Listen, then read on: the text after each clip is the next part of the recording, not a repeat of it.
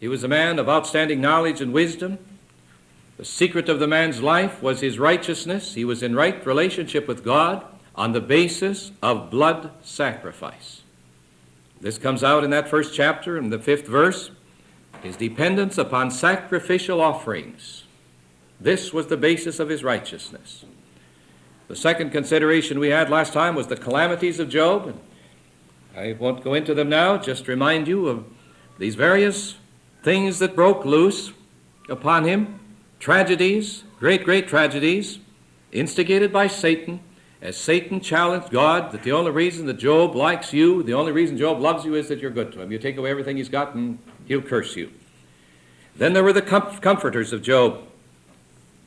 These 3 friends of his who came from afar and at first wept and then were silent and then spoke in what turned out to be ridicule with the constant recurrence of their idea, their theology, that anybody or that suffering was the result of sin.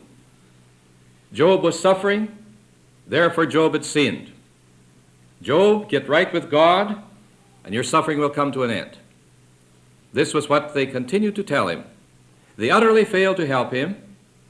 They had some truth, but a great deal of error. They were miserable comforters, as Job called them. We also considered the confusion of Job. How through the book you find he cannot understand what's going on. He knows he's right with God. He knows his conscience is clear.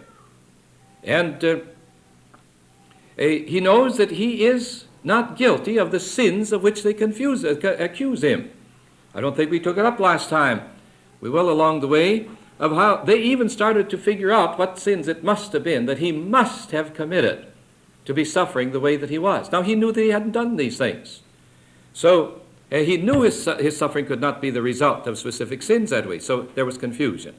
But now we want to go on tonight and consider take 4 more considerations in this overview of the book of Job. Number 5, the confidence of Job.